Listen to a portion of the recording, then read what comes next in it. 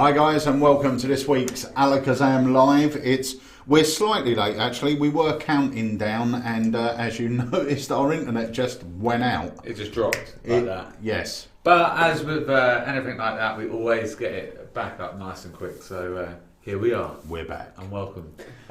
We've got a few bits to talk about this week. We have got a few bits to talk about. The first thing I want to mention is that March's newsletter is now out.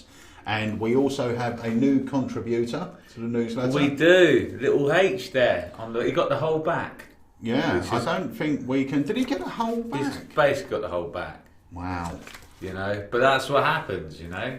So, as per usual, you've got a free trick in there from John Kerry. We've got Sarah talking to you about the Academy, which is a big month this month.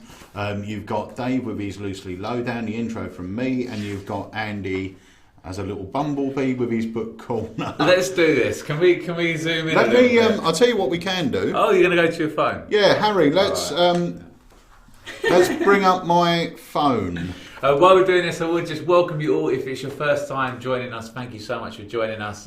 This is a huge number for us. We've been trying to hit 13,000, well, since 12,000 really. Yeah. And we gave away £1,000 worth of stuff when we hit 12,000. We've just hit 13,000, and so we're going to be doing the same again. More to come on how that's going to happen in a moment, but let's just show you. AD likes to play around every month, so if you've got newsletters, you can see there's Pete.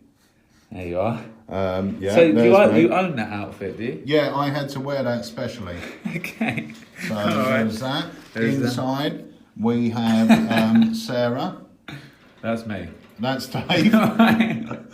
It was just because it was nice and pink. So you are very much the same. That's why I got mistaken. There's two Sarah. peas in a pod there. There she is. Little Sarah. And... all right, let's go H first, because Andy, in my opinion, is my favourite one. There's H with his hair. There's H, the little bunny rabbit. And the good thing about H's section as well is he's sort of documenting his journey into magic. Yeah. Which will be really interesting. It is going to be interesting. There he is. There's a little bumblebee himself. Andy. Little Andy. So there we go. Now. So there we have it. These are great fun, and we've got like die-hard fans out there who tune into our show every week, and they collect these every month. So this is now out and shipping out with all orders, no matter the value. No. Yeah. But remember, if you do buy something small like a deck of cards, that will be folded. Buy yourself something big. That's one way to do it, isn't it? Yeah. So tell how and when. Right, I don't know, but let's take a look at this bad boy. 13,007. Oh!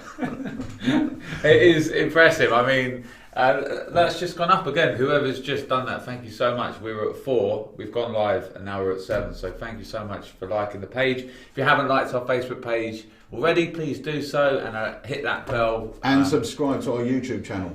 Yeah, please do. We're allowing comments and stuff under vlogs, and I believe now, and want to interact with you guys a bit more over on YouTube as well. So feel free to, drop a comment in after the vlogs or below the vlogs, and they go up on a Friday. So yeah, it's all exciting, and I know that Pete will tell me, give me a little basket to go and fill up. Yeah. And thank you so much, whoever did that. Give me a little basket to go and fill up. And what I do is I go and get a bigger basket.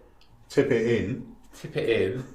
And then fill that basket up. So that's hopefully what we're going to do again this time. And I know that our elites have been receiving amazing feedback. So check out some of the reviews on these.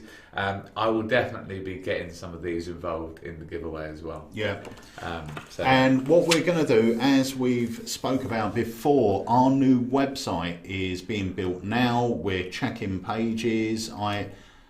I got told that the next update will be with us around about the 19th of the month. So it's looking like, I was hoping it will be February, it's looking like April. It's a huge job to task.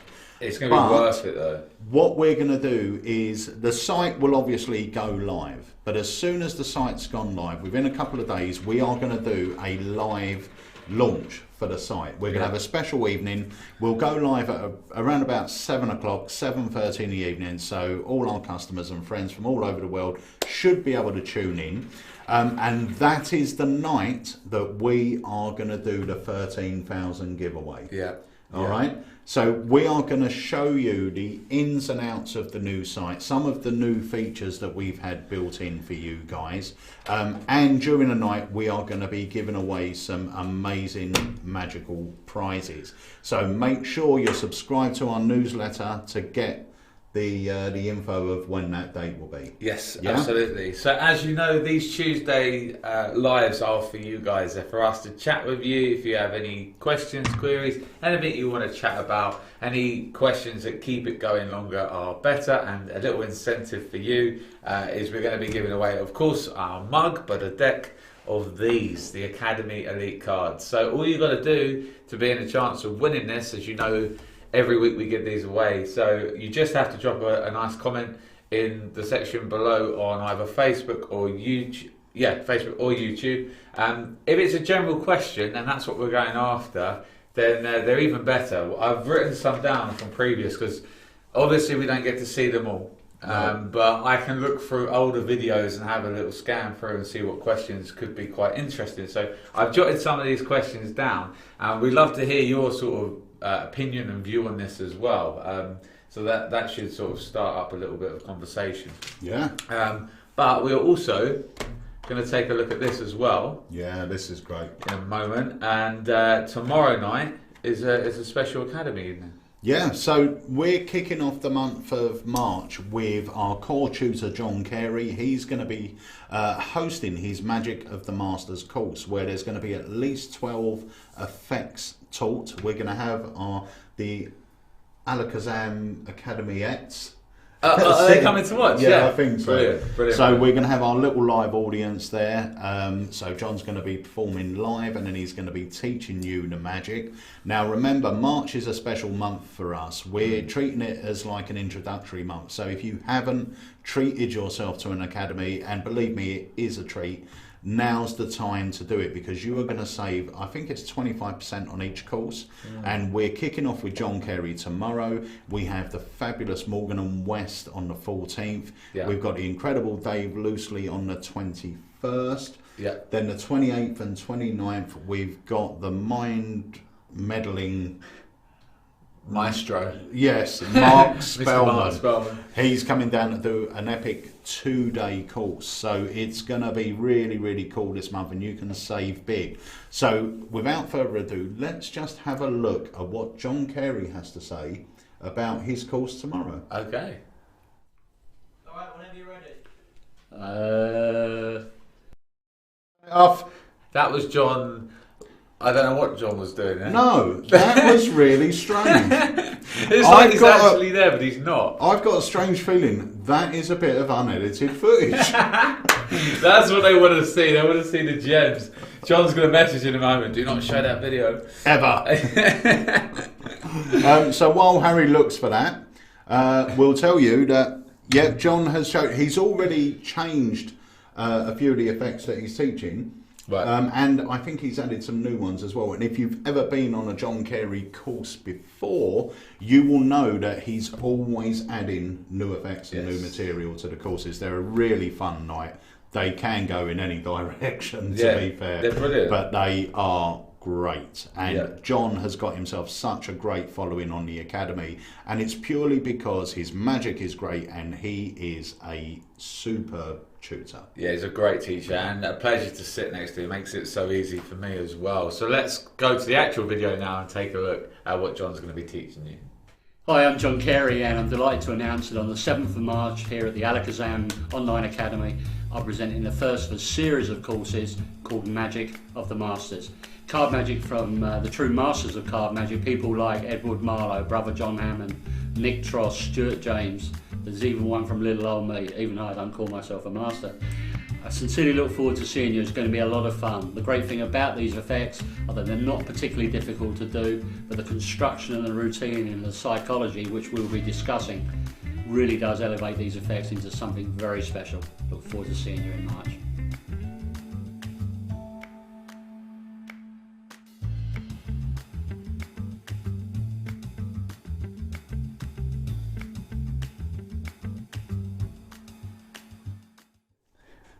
Right. So we've had a couple of people. We'll do some shout outs now. No.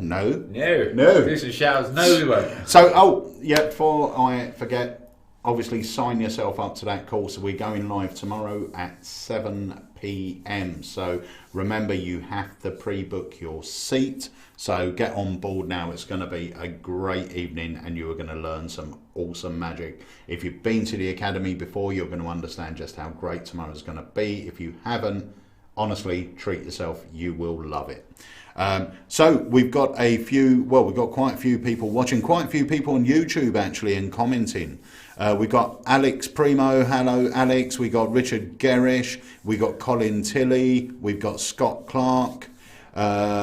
We've got Bobo Deng, who actually asked, when is Omen going to be released? Now, I will say this now, while we were at Blackpool, Murphy's Magic Supplies, our distributor, came up and we showed them all the effects, and they said to us before they started, they said, we're going to choose one of your new releases that we really want to do a joint release on, and that was Omen. So Omen is going to be released worldwide at the same time. That means every dealer's going to be pre-selling it at the same time. Nice. And every dealer is going to have it at the same time and release it, and that's including us. But the evening that they're allowed, or that we're allowed to start pre-selling, we're going to try and have a live pre-sale launch. Yeah, and then a live unboxing, so you'll be the first people to see what it is and what it actually is you're going to receive and how it works. So always a little incentive to join us on the lives. So make sure you follow us in all the usual places for that. So just heading over here, we've got some, lots of people asking about the Omen. It is coming soon, though. I did have a... Sorry, carry on, mate. No, go. This is a general question. Yeah. From Mark Kavanagh. Now, this is quite good, actually. He says, hi guys, is H better at any trick than any of you? If so, which one? I know exactly which one. I know which one. Go on. Paper, rock, scissors. Yeah. This is something that H is kind of, within the shop, it's kind of made his own. Anytime someone says, can you show us something from Fink's DVD, H is straight out there and doing the rock, paper, scissors routine. And it is brilliant. And he does it incredibly well. That's why I think it just sprung to both of our minds as soon as you said that. Like, yeah, definitely. But the thing is, that's what I was going to say, actually. We didn't go into it too much, but H has now got a section in the monthly newsletter, and we thought it would be a great idea for his section to be sort of a diary about his journey in magic. Anyone that knows, have we got H cam up? Introduce yourself, Harry. Have you got your mug with you, H? Okay, H is going to come in a moment, but Harry, my son, has obviously liked magic for a long time, but he's never really been interested in learning it until about 6-8 months ago, when he started working here at Alakazam. So now the magic bug has truly bit.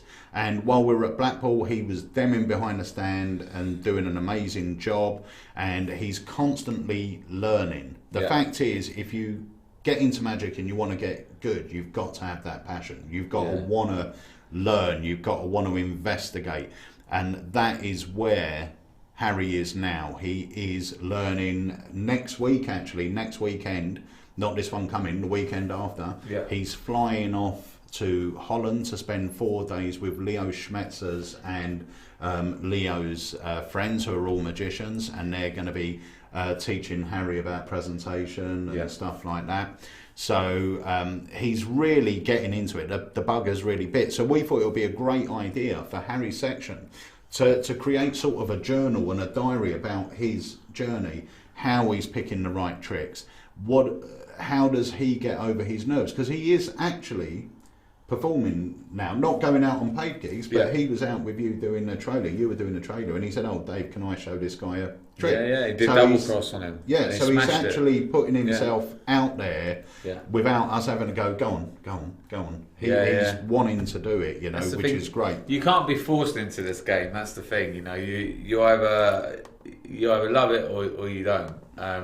You know, or you're the person that does just a couple of tricks every now and again. You know, but you know, when you get bitten by the bug, it's one of, you just want to learn the next trick, the next bit. So yeah, it's going to be interesting to see, and yeah, obviously we'll fully support Harry, but it's going to be really interesting to see how he progresses, where he goes, what direction he goes in. So that'd be a great way for him, as you say, to jot it all down and keep it all in one place. Yeah.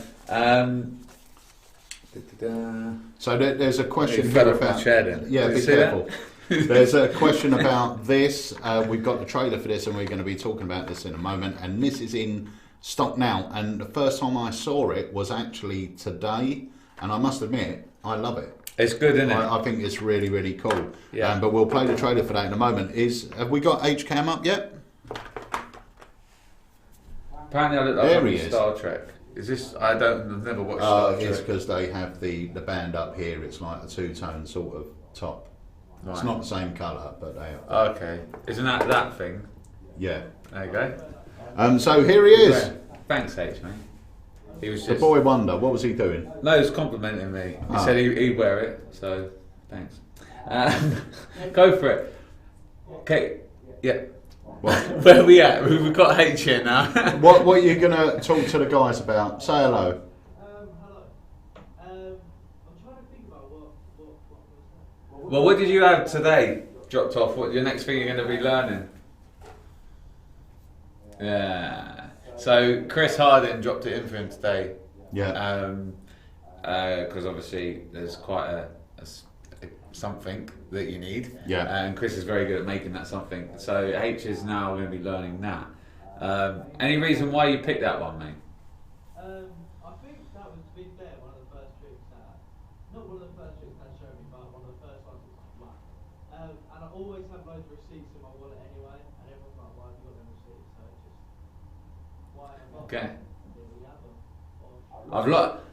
I've lost you a little bit, H. If you just need to re-hold because I had to lip read the last section. Sorry, I just said, because everyone says I've got always receipts on me. So I was Right. thinking, this is why I've got receipts. Boom, straight into a trick.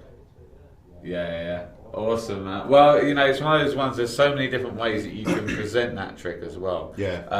Obviously, it is what it is. The trick is it's going to change, but you can do it very visually. I love the turning one. I think Chris was doing that earlier. Yeah, that's the one I do, the turn. Yeah. So get practicing that, and once he's got it down, you know he'll share it on here with you guys as well. Yeah, so. such a good trick, and the thing is, for someone like H who is sort of getting into it, the best thing to do is choose tricks that you can carry that don't look like tricks. Yeah, absolutely. You know, like this. Yeah. Well, that sort of Harry loves Lego. I like Lego as well. I love Lego. I love the line that he says in it. It goes, "Your way in is that I got into magic at a very young age, and I couldn't afford magic tricks. So I used to make my own. So I used to use Lego, which I think this day and age is as expensive as magic tricks. Yeah, so you might as well buy one. It really is going that way. And the thing is, Lego. There was a question here. Robert put the Lego paddle. Is it attractive to adults? And to be fair, yes, it is. The amount of adults that collect Lego now is incredible. I mean, I had no idea. Yeah. But I remember a few months ago we were filming a live. Not live, I think it was an academy, and the guys were out there. I went out, and literally everyone was just talking about what Lego they bought. Yeah, it was Michael Vincent. Yeah, it was the Mike Vincent. He's into it. Sarah's into it. Yeah. I don't know who else. Mark Lavelle's heavily into it. Yeah. Bought the big Mark Waddington, seriously into it. He's amazing. He replicated the Five Guys. Other restaurants are available. But yeah, it looks incredible. Just saying that H's volume was like almost they couldn't hear it, H. So I don't know if you want to play around with your mic in there, mate, just so they can. Yeah, Gordon Monroe, thank you. Where are we going? All right, so I'll tell you what we'll do. We'll go to the trailer for this in just a second. If you haven't seen Hot Rod before, the idea is that you have a choice of one of 6 colours. Yeah. Okay. In this case, I'm going to change to green. Yep. Those who haven't seen it before. But what's really nice is each of these individual colours can be removed. So and you put can in. build the paddle, so you can show it blank, put the white bit on, and then suddenly you get a white bit on the other Both side. sides.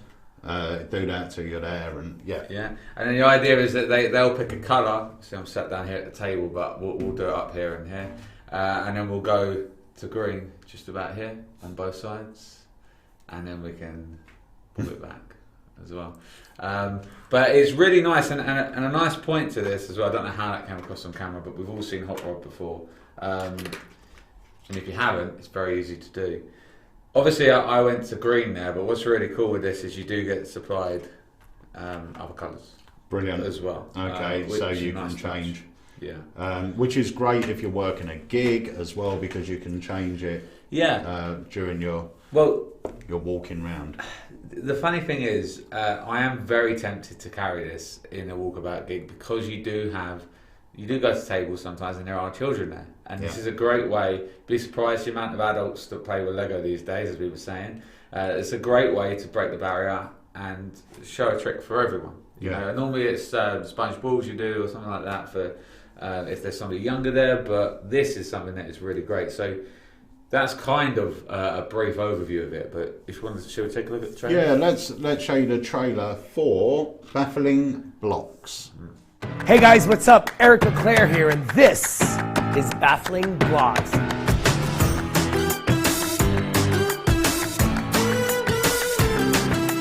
Okay, so what is Baffling Blocks? It's basically a hot rod made out of Lego. For years, I thought paddle tricks are the most visual and creative tricks, most versatile tricks, but they look like plastic props. This is your perfect excuse for performing the amazing hot rod effect. Here's the line. I've been doing magic for so long that when I was young, I couldn't afford the expensive magic props, so I made mine out of Lego. So here's the idea. You ask them to pick a number, and then you would just change the paddle to their selected color. These are actually real Lego pieces that actually come right off. So you can start with the paddle blank, black on both sides, and as you assemble it, if you put the yellow one first, you can show yellow on both sides, and as you put the colors on one side, they appear on the other one, which is super cool. Baffling Blocks, the final word in hot rod effects.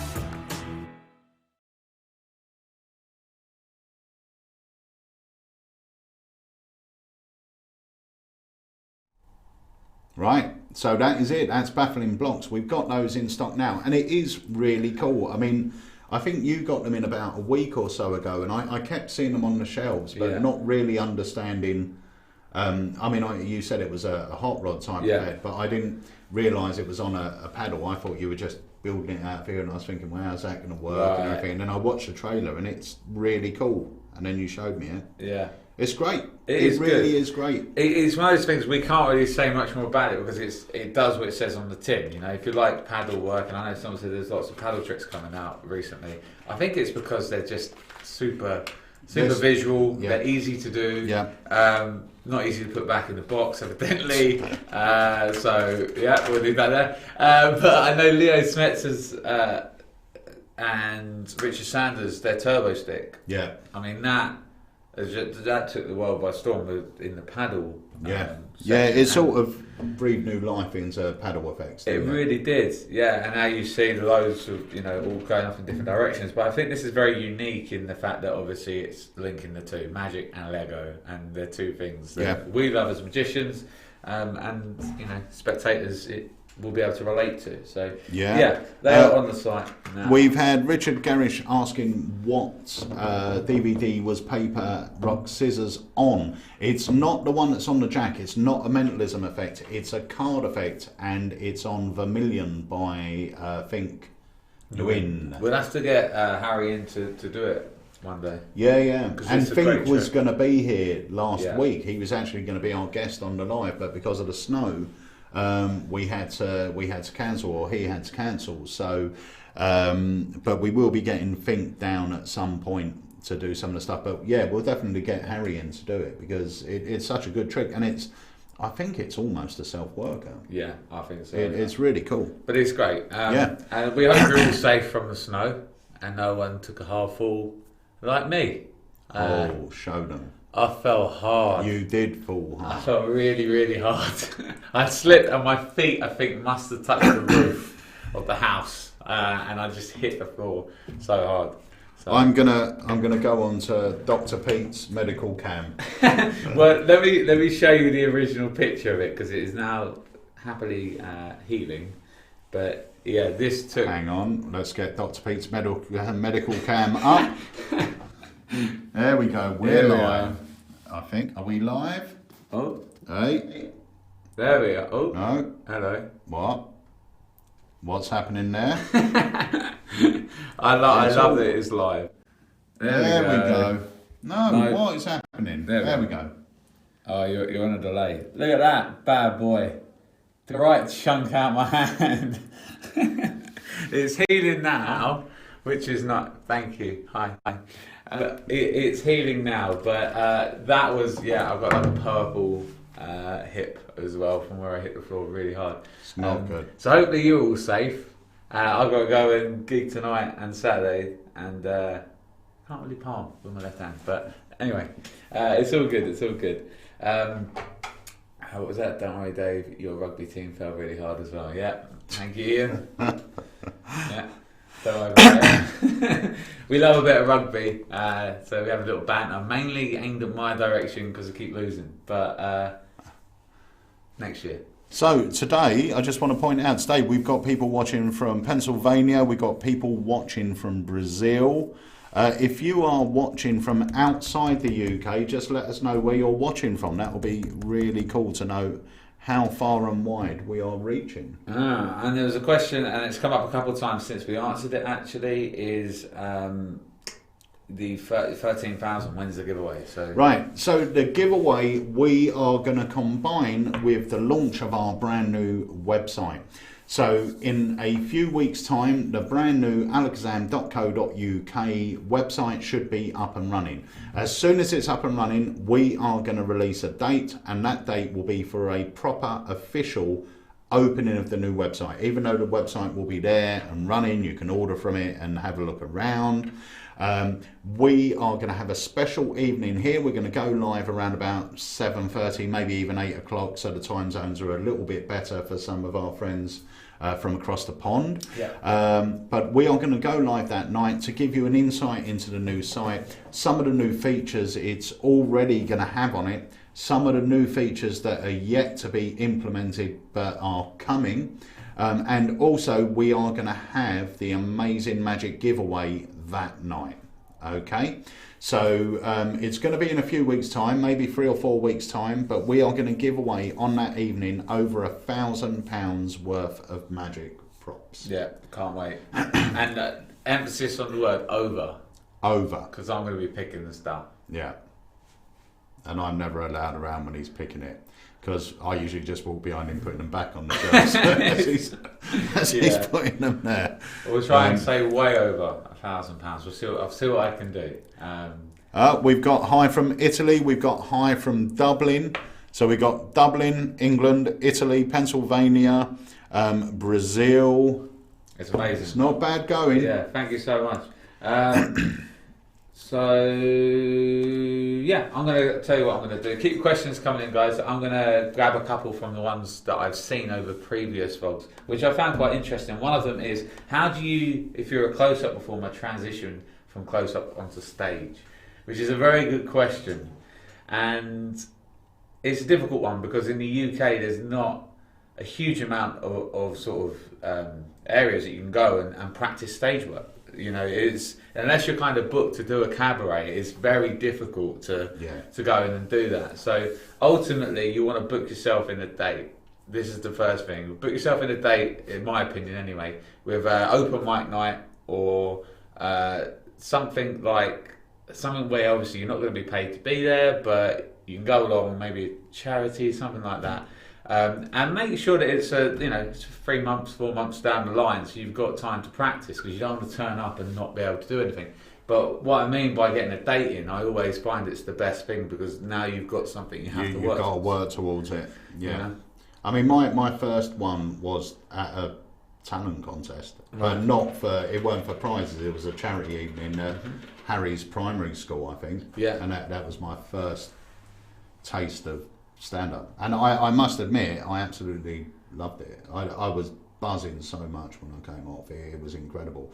But the other thing that's worth doing if you're a close-up worker, especially if you do things like weddings and gigs where you're doing table hopping, is say to the person that's booking you, and you can use this as an add-on sale, package, but sort of throw it in free of charge, but it makes them feel they're getting something more. Yeah. And that is, say that, okay, I'm going to do 2 hours around the table, and then at the end, when I'm ready to leave, I'm going to do a 10 or 15 minute stand-up. Now, I usually charge X amount for that, Yeah. but I'll throw it in. Yeah, great. Now, that's a great selling point, and it gives you a chance. Not only does it give you a chance to perform in front of the whole room, Yeah. but it gives you a chance to say your goodbye to the room, Yeah. and get your standing ovation, or let them know you're going, and everything else, you know. So it's a really good thing, and all you need is one trick. Yeah. All you need is one trick. And what I'd say about this as well is do make sure that you don't just go up there blind and you just think you know the tricks and now I'm going to go and do it on stage. You do. There is a huge difference. There's a massive transition between close-up and stage. And you find in close-up that you can get away with just saying, all right, then, for my next trick I'm going to do this, or let me show you one more, or come here, hold it, you know. Whereas on stage you need an in, you need an out, you need just a little bit of a story just to kind of keep it going, and that's what you want to practice. You're like, how can I make this interesting? How can I give this an interesting story to play out bigger? Yeah. And it doesn't mean that the props you've got to use have got to be a saw box. You know, No. it's very easy to get up there. When Just I do a mentalism piece or something like there that. you go. Mentalism's perfect. You know, just a clipboard and you're good to go. Cards across, packs flat, plays huge. If you can put a good story to it, I'll make it last about 8 minutes. So the story is important. A couple of really good points from you guys out there. We had Guy Wade said local drama groups often hold variety nights. Perfect. Great opportunity. Book yourself in, work out a little 15-minute routine, and have a nice opener and a good closer, and then in between you can kind of, you know, find what suits you.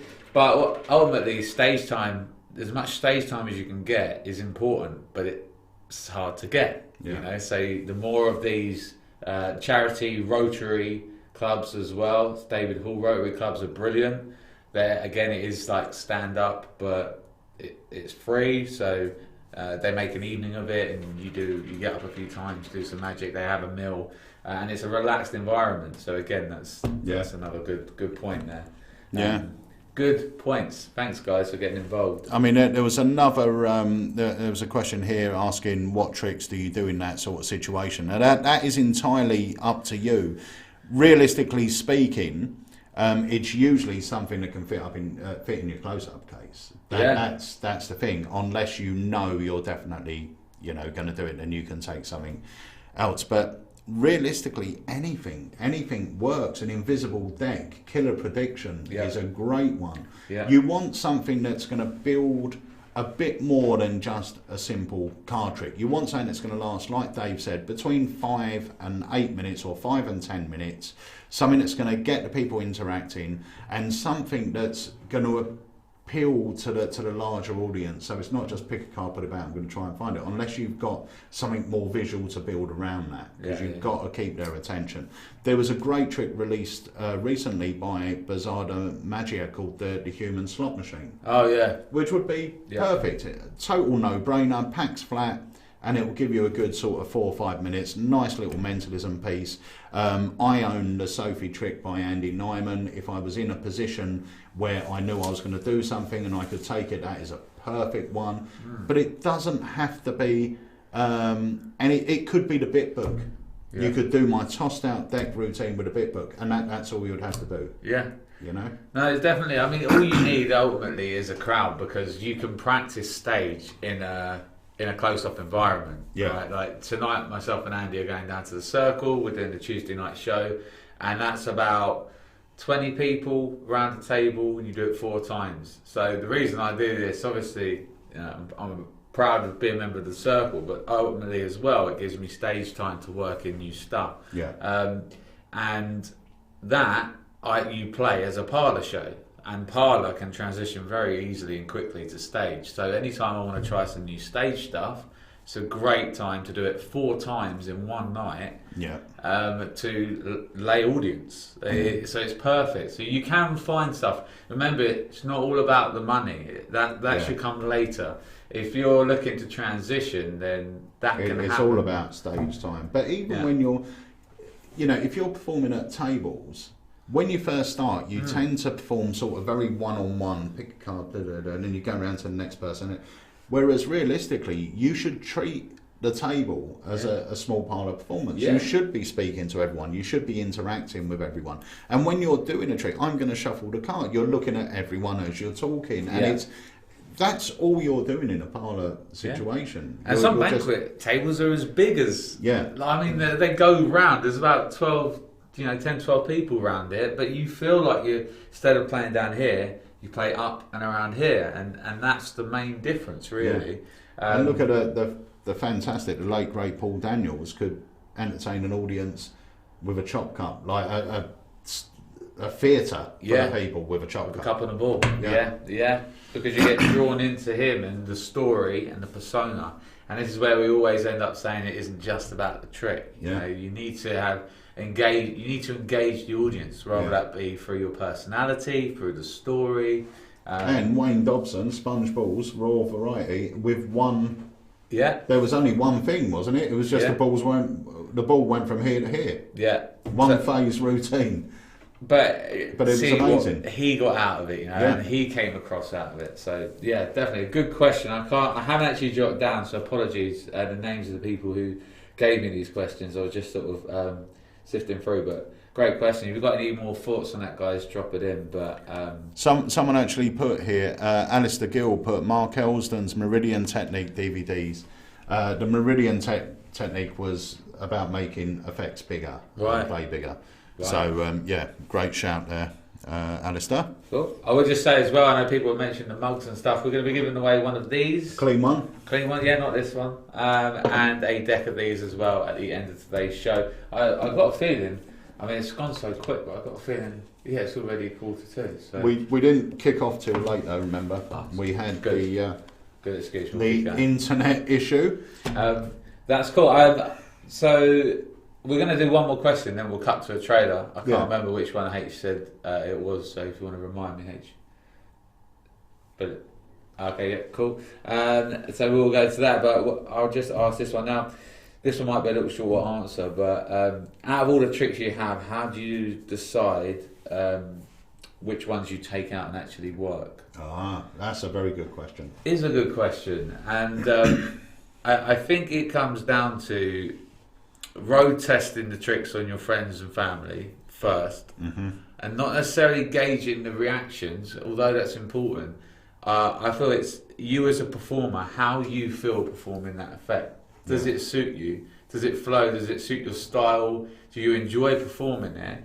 Or is there a bit that you're really nervous about, it needs more work, so it goes back in the box and you work on it a bit more before it comes out? I think always test running it, although you don't necessarily get the reactions you'll get in the real world. It allows you to become sort of familiar with the trick and go, is this something I want to take out into the real world? Yeah, it's true. And I mean, that really depends as well, I think, on what your status is within the magic community. If you're a worker, you tend to have your act. It's very rare that you will swap and change. You might do, but every so often you add a new thing in, but you tend to have your act. When I was performing regularly, or more regularly, because I don't do really hardly anything now, but when I was performing regularly, I would have sets. I would know what I was doing. If I was going there, I would do my set. Whereas when I just started magic, literally everything I owned went out in my coat pockets. So how did you, so this I guess is the main question here, those sets that you now have, and we all have them, know that there are A sets and they're going to get great reactions. How do you end up with those sets? That is purely trial and error. It really is. And do you know what? Which is, I must have said it 100 times on here. The type of if I told you the type of tricks that I went out and did that got phenomenal reactions, you would most probably think, oh, but they're quite easy tricks. I mean, I used to my walk around set, and it's a really weird sort of mix. Was sponge balls, fault bend, an invisible deck, and Crazy Man's handcuffs. Yeah. The reaction for those 4 tricks. Strong tricks. And the thing is, I'm not saying I would do one after another, but they were the tricks I used to do, and I used to get an amazing reaction from them. Yeah. Now, I also did things like a coin unique with coin under watch. I also did hopping halves or the confusing coins. Yeah. I also done mentalism, like the bit book and stuff like that. But what you need to do, if you look at a lot of the great workers out there, the real great workers, the effects they do are nothing amazingly extraordinary. Yeah. You know, the reason why a lot of people do the Omni deck is because the reactions are incredible. The reasons why people do sponge balls are because the reaction's incredible. Invisible deck, fault bending. It's visual, easy to follow magic. And I guarantee you, if you go out and perform to lay people with those sort of routines, you will get a great reaction. Yeah. No, I completely agree. I'm just going to quickly jump over here because Gordon was asking if we're getting the questions on Facebook, and we are. So we were ranting. Actually, saying that, I seem to be getting far more on YouTube than Facebook. Harry, can you check that? Yeah, you've got loads of YouTube there. I'm seeing a Facebook feed, so I'm hoping I'm getting. If there was anything in particular there, Gordon, just sort of retype it, and I'll have a look. But you guys are loving this sort of topic and agreeing and putting some great thoughts into it as well. We did have a party at the office, and I used common sense. They loved it. Brilliant. Thank you for this easy trick. Maybe an upgrade with new fragrances. That is something that we're planning on, and better cards, which will be on more of a white, clean, plasticky type feel. Yeah. So they are coming. That will be later on in the year. George Dunn, a mentalism effect is a good way to get the performer used to performing to an audience. Perfect. Yeah, because you're kind of a bit naked with mentalism. It's what is the story is. Yeah. The effect, if that makes sense. You know, it's more about the presentation. Absolutely. Right, Facebook, I've just seemed to have something obviously happen because I've just had a surge of Facebook messages come through. So, any more on RB Coin Deck? Yes, there is. With all of the tricks, like we said, it's not sales pitch. When we said that we had limited numbers for Blackpool, we really did. From Rob Bromley, we're getting about 100 coin decks every 2 to 3 weeks. So we need to wait until we've got enough to release it worldwide, basically. So I would say the coin deck will be about another 2 or 3 weeks. I would say Omen will be about another 3 or 4 weeks. And that's it. They're the only 2 that haven't been released so far. Steve Black says, I find family very difficult to perform to, as they are clearly biased and it is difficult to create a persona. Yeah, it's true. I mean, definitely. Yeah, I completely agree with that. I mean, ultimately it's to try and just get comfortable with what you're performing in your hands rather than the patter, because that's going to come when you get out and actually, because you're great. Yeah, you're right. You create this persona and you can't get that when they know who you are. Yeah. Especially the wife test is the worst test ever, in my opinion. And yeah, it is a hard test. But hey, or the husband test, either way, is getting them past that partner that you spend all your time with and you chat to on more of a relaxed basis and don't mind pointing out anything. That they're the hardest person to do it to. So yeah, definitely. Shall we drop to a trailer and then come back? We can have a look at some of these. So I've just had hundreds of Facebooks come through. This is the next one in the line. So we've got John Kerry tomorrow night, and then next week we're going to have Morgan and West. If you actually, it falls in nicely with this, creating a show stage show or show in general, they're going to be going over all that. And if you haven't seen them live, they are amazing. So you're not going to want to miss this one. So let's take a little look at the Morgan & West trailer.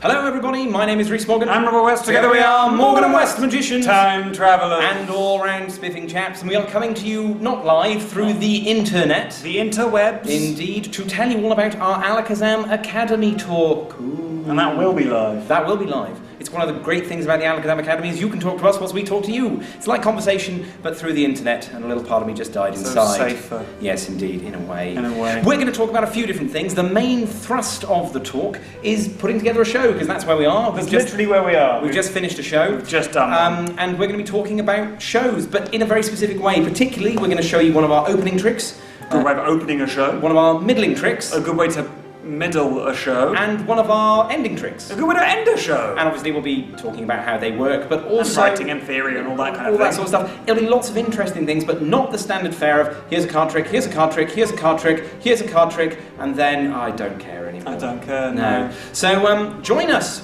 because it's going to be good. Join us. Ooh.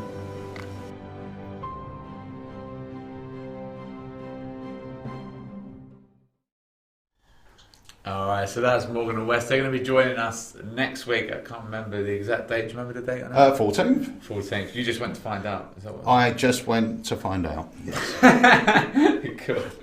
Alright, so we are moving swiftly towards the end, but still got a question or so and another trailer to drop, and we want to give these away and a mug as well. So thank you for sticking with us, joining us. We love these Tuesday afternoons, don't we? I don't think we've missed one in a very long time. No.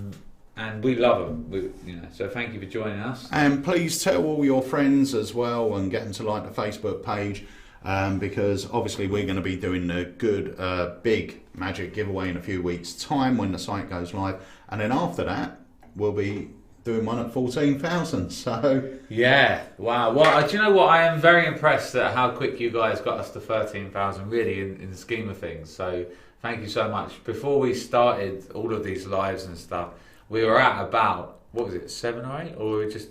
No, when we got this counter, we were at 10. 10. We were at 10,101 because it was binary. So there you go. You've already boosted us up massively. So thank you so much for that, guys, and keep it going. If you haven't liked it, this works in real time. So some people, like to unlike and like during the show, but we know you always like us back because we monitor it. So thank you for that.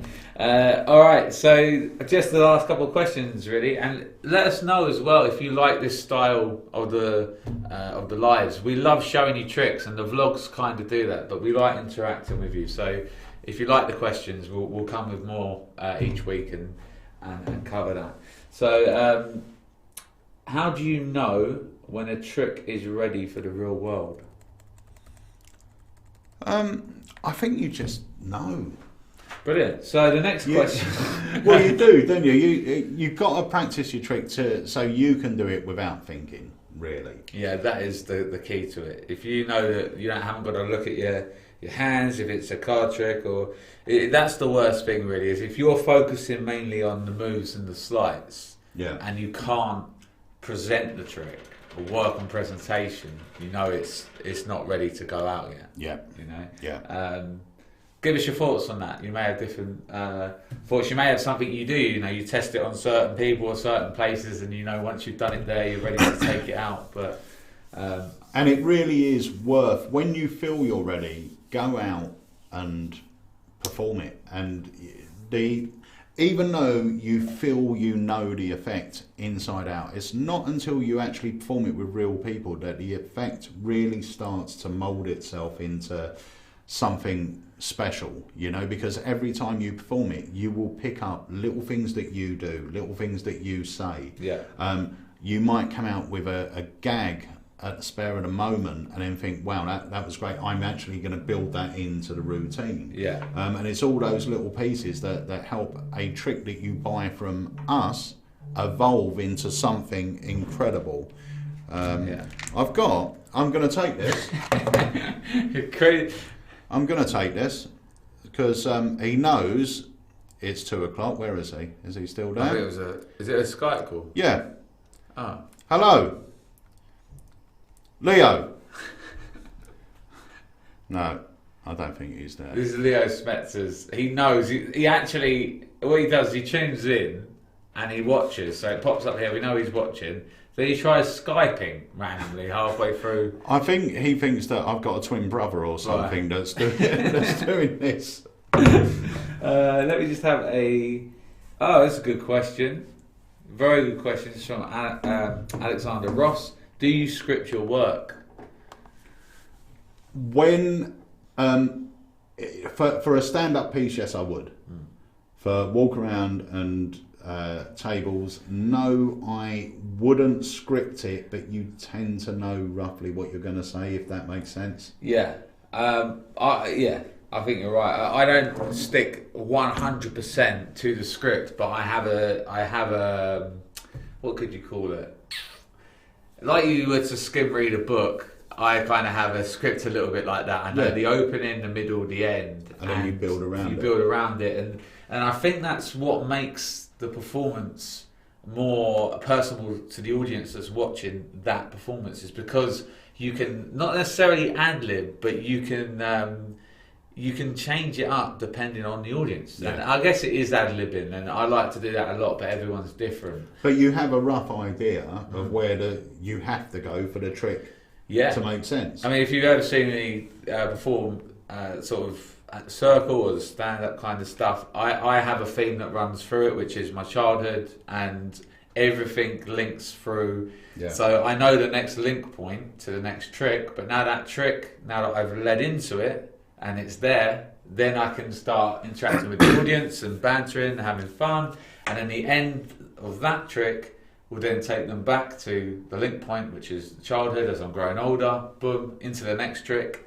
And so the transitions are working there, and there is a loose script to get in and out of the tricks, but the middle is the fun bit where you can really just play on what you get. Because ultimately, if you're scripted and you meet a difficult spectator, your script's not really gonna work.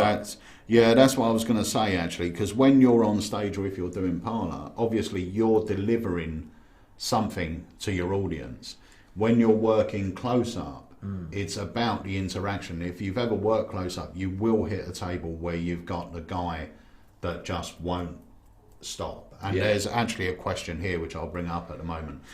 So you will have to adapt what you're doing, and you will have to acknowledge them and talk to them and do whatever. So it's not, when you're doing parlour, you are just going through your script. It's very rare you're going to get heckled in a parlour show, whereas at a table there is that possibility, because you are dealing with drunk people a lot of the time. You are dealing with the alpha male on the table that wants to be the centre of attention, so you are going to hit that sort of thing. So having a script is not the best thing. It's very, you watch things on YouTube where people are at the Magic Castle or even at the Magic Circle in the competition. They've got a beautiful script and they present it really well, but that's a very well behaved crowd that are there to watch it and everything else. When you're doing table hopping and close-up magic, you're basically just going there interrupting what they're talking about to do your magic. But there was a good question here as well from Paul Bond,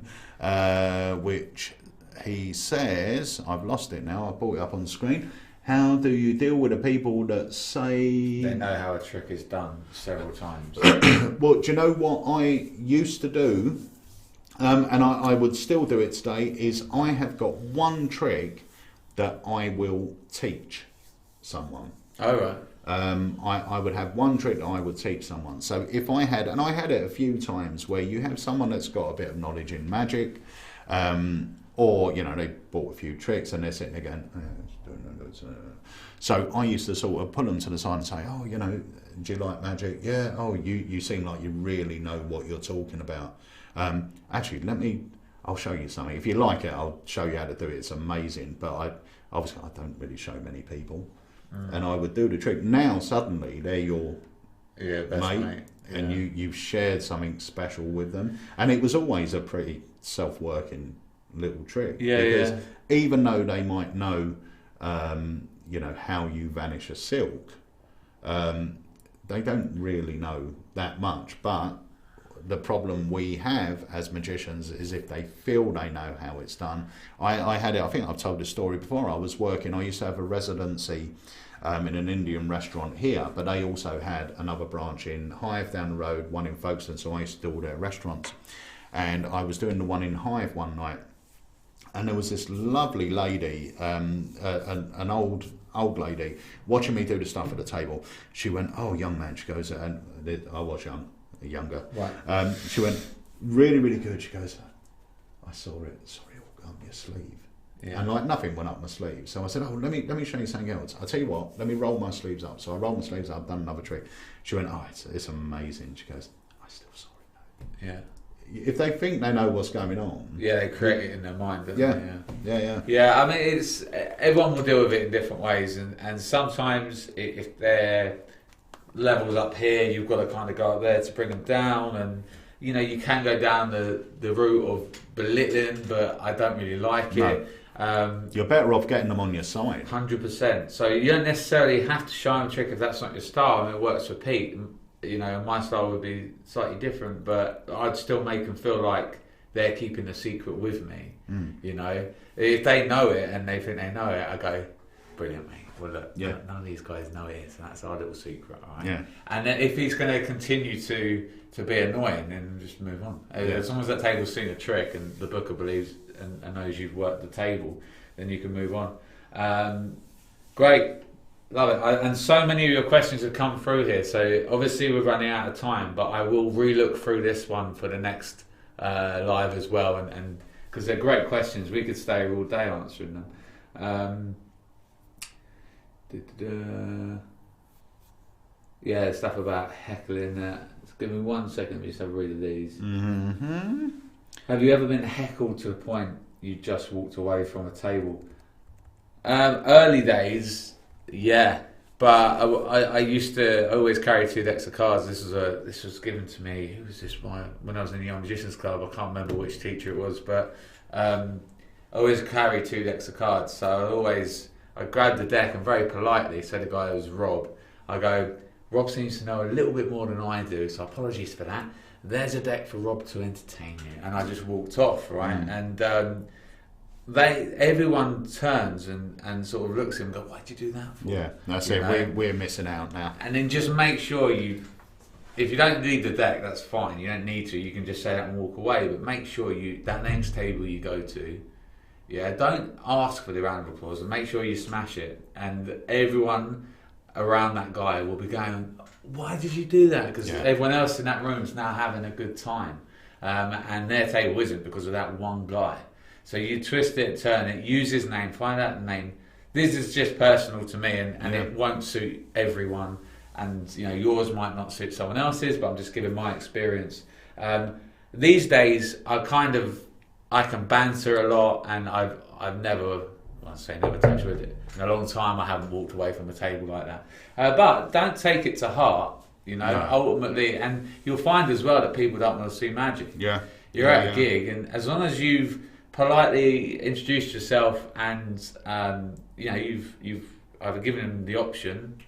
You don't want to say, "Do you want to see a trick?" because then they have the option to say no, but they've got the option there. If they don't want to see it, there's no point you forcing it on them. Just again, have a lot of fun with the tables around them and maybe give them, "What are we missing out on here?" Yeah. People's perceived what they perceive magic to be is sometimes not what it is now. Like they had this dated opinion of maybe a kid's entertainer or a clown, as per se, which is what it is. Not that, and we know that it's actually a really fun form of entertainment.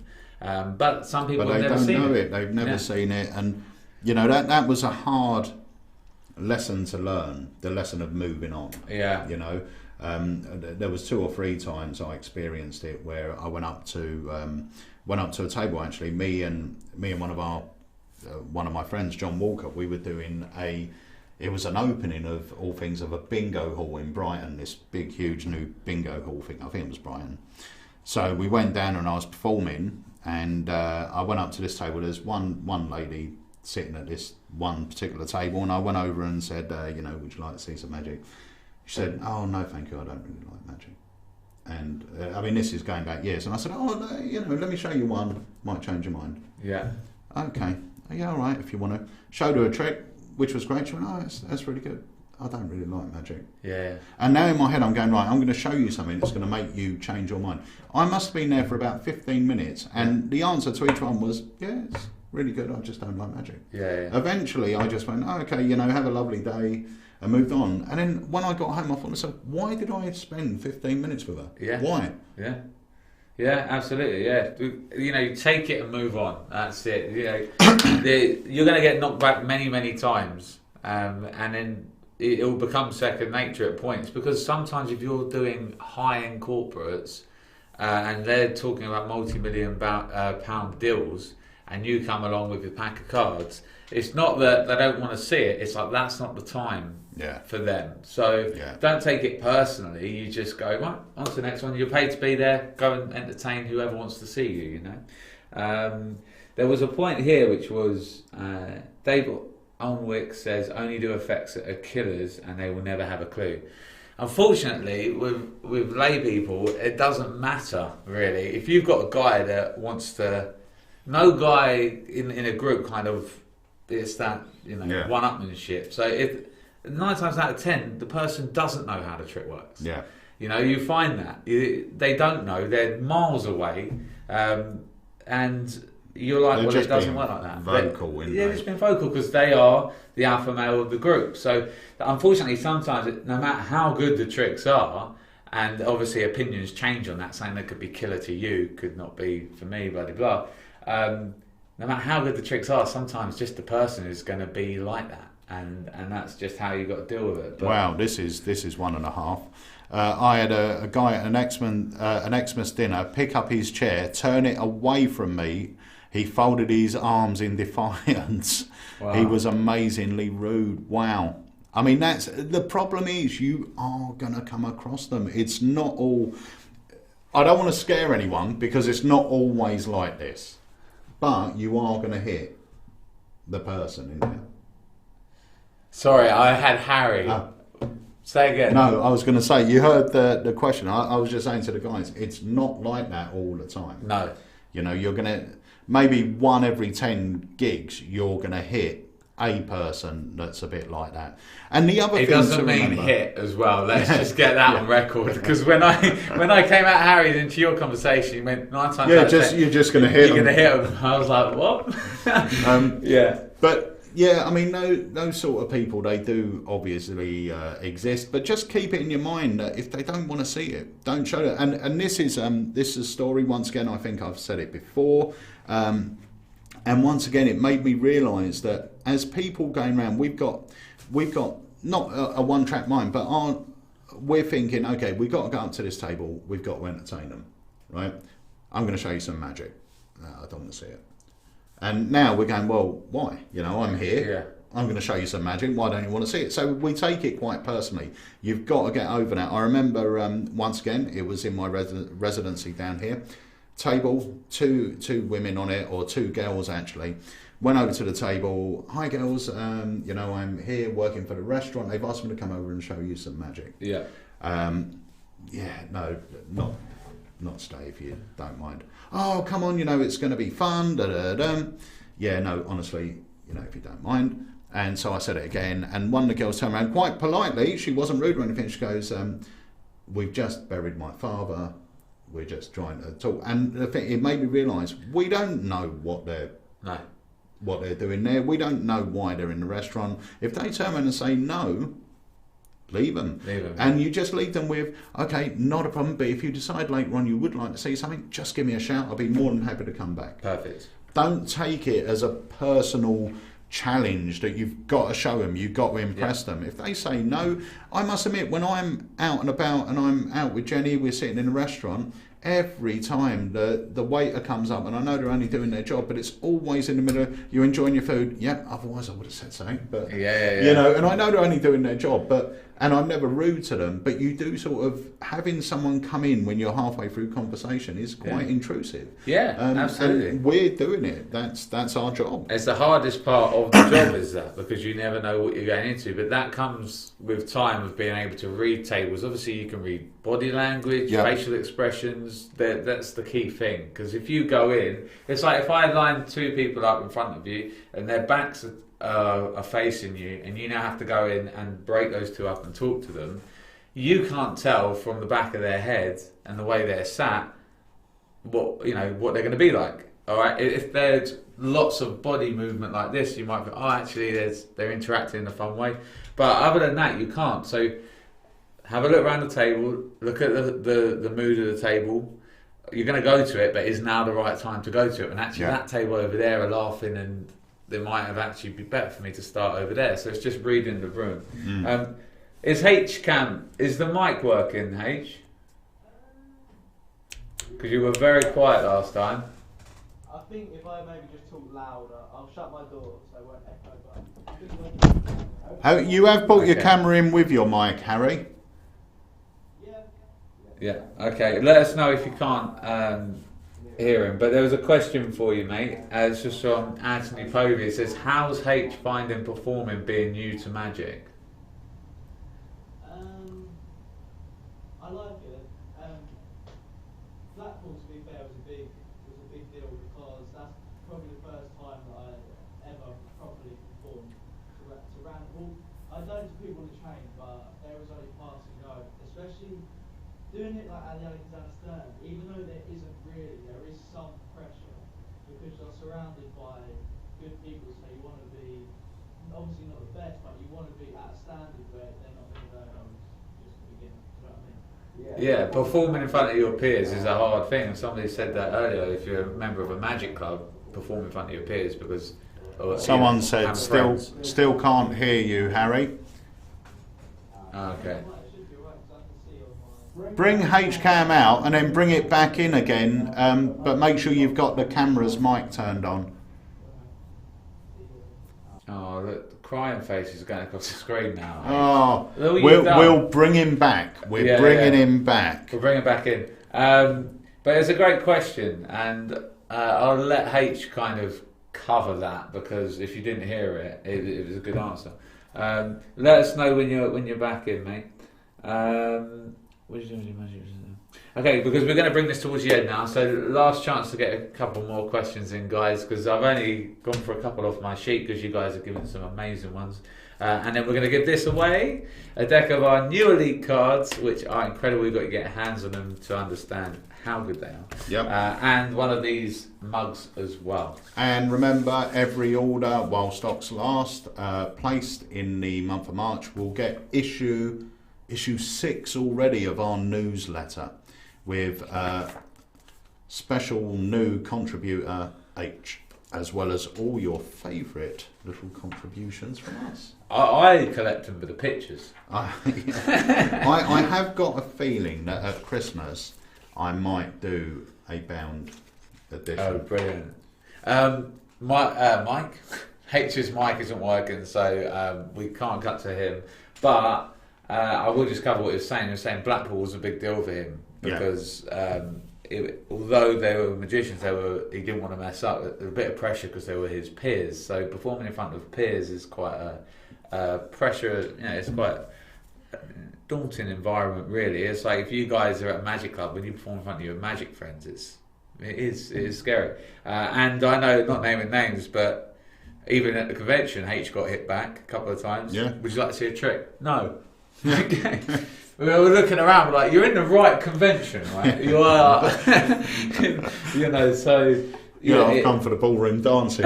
Yeah, it happens. It just happens. So what we're going to do, we're going to cut in a moment to a trailer. We're going to have a little look through and see who our winners of this and the mug are going to be, because I know we're reaching the end of... Yeah, we're reaching the end, and it's gone really quick. So I love the whole questions and the back and forth. So, H, if we can cut to a trailer now. So how do you make yourself stand out against 10 other magicians all performing the same trick? Well, this comes down to your originality, creativity and performance style, which is exactly what I'll be covering in my Alakazam Online Academy course. One of my closest friends in Magic, the incredible Jamie Dawes, will be joining me as my host and will be guiding you through not just the tricks that I'll be teaching, but the creative process that I go through in order to get to that end goal. Now, as well as teaching you a ton of unpublished material, I'm going to show you how I structure my routines and place transitions in between 2 or 3 effects to allow them to run seamlessly. The tricks that I'll be teaching you vary from cards to everyday objects like coins and coffee sleeves and have been carefully selected to get your creative mind ticking. Not only that, but I'm going to throw in a utility idea which I know the moment you look at it, you're going to come up with your own creative ideas. A question I get asked quite a lot is how do you bring gimmicks both in and out of play? Now, I have some very simple solutions to this question, of which I'm going to go through in full detail. And of course, Jamie Dawes is going to be there with me to add in his experience and ideas along the way.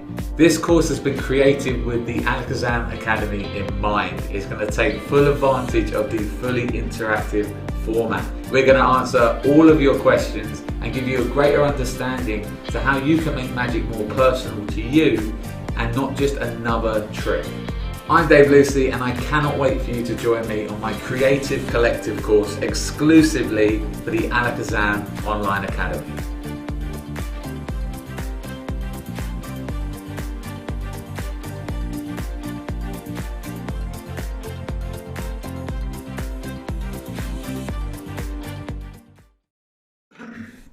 Right, so that was Dave Loosely's course coming up on the 21st. Yeah, and I've already added more stuff in as well and some really cool stuff. I'm so excited for this.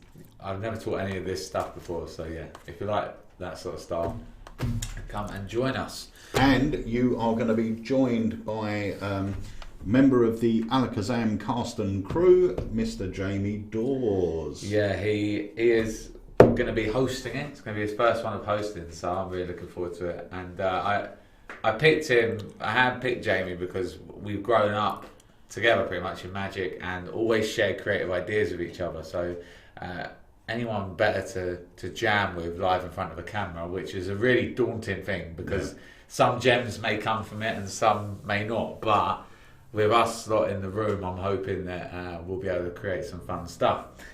So yeah, do join us. Jamie's going to be here, Pete's going to be here. It's going to be a really interesting night actually, because it is, even though you are teaching some solid effects, there's going to be a lot of brainstorming. Yeah, it's going to be great. Which is good.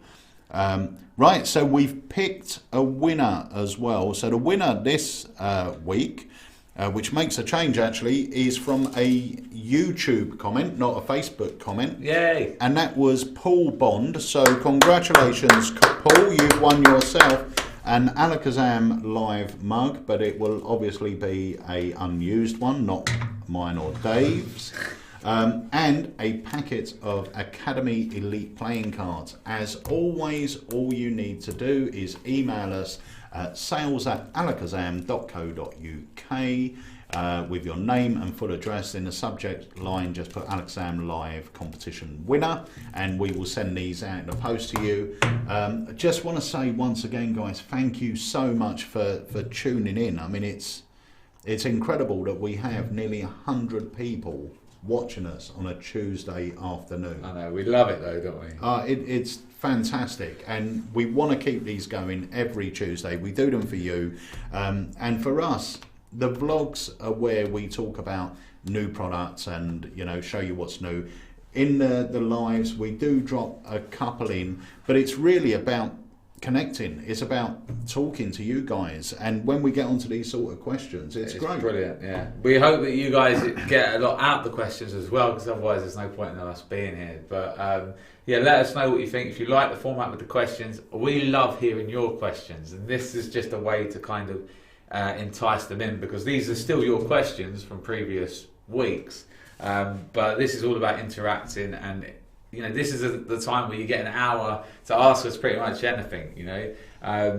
we're not always in the shop because we're out filming. We know we have people call in for us sometimes when we're not here. So this is always a good time for that. So we appreciate your time. Thank you very much indeed. And watch out for our new website, which will be being launched in a few weeks' time. And once that's launched, look out for the date for the official opening of the website. The website will be up and running at that point, but we're going to give you an insight into some of the features that the new website's got. Some we're very, very excited about. And also we're going to be doing the giveaway if we are still over 13,000. Yeah, if we drop down, oh god, that'd be depressing, wouldn't it? But it would save me $1,000. it would save I might just find a way of unliking 8 No, we can't do that. Nancy Bobby says, Dave, show us Omen or I'll be coin deck. I will be. The trailers will be dropping for that, and I'll be doing a live performance of it on the vlogs. So vlogs are on the Friday, so be sure to keep your eyes peeled for them. Brilliant. All good? Yeah, so that's taken us to the end. We are going to end today by playing the trailer again for the Baffling Blocks, because a couple of people have asked. But once again, guys, thank you so much for joining us. Remember, if you place an order with Alakazam Magic, you're also going to receive, while stocks last, a copy of the newsletter. You've got Dave Loosely's Loosely Lowdown, where Dave looks at older tricks. You've got the brand new section by Harry, where he's going to give you a bit of an insight and a bit of a diary of how he's getting on in his journey in Magic. There's my little bit in there. You've got all about the Academy with Sarah.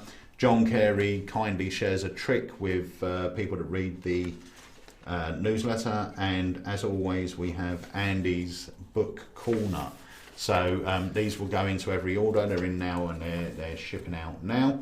And I think that's about it, apart from to say tomorrow evening, guys, remember we've got the John Kerry Masters of Magic? Masters, yes. Magic of the Masters. Magic of the Masters. Academy course, and that is going live tomorrow at 7 p.m. So if you haven't got your ticket yet, grab one now. Question. Yes. Tony says Baffling Blocks is only available from the warehouse. We will change that. Yeah, give us 15 minutes and it will be on our site as a product, because they are in stock. Absolutely. So thank you again, guys. We couldn't do it without you, and we will see you either on Friday, tomorrow night for John Kerry's, because that's live and interactive. Friday on the vlog, or next Tuesday on the live. See you then. Hey guys, what's up? Eric LeClaire here, and this is Baffling Blogs.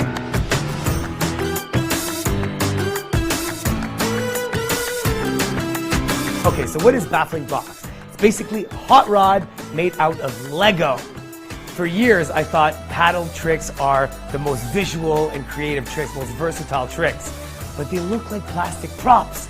This is your perfect excuse for performing the amazing hot rod effect. Here's the line. I've been doing magic for so long that when I was young, I couldn't afford the expensive magic props, so I made mine out of Lego.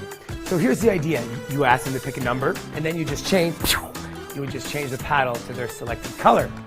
These are actually real Lego pieces that actually come right off. So you can start with the paddle blank, black on both sides, and as you assemble it, if you put the yellow one first, you can show yellow on both sides, and as you put the colors on one side, they appear on the other one, which is super cool. Baffling Blocks, the final word in hot rod effect.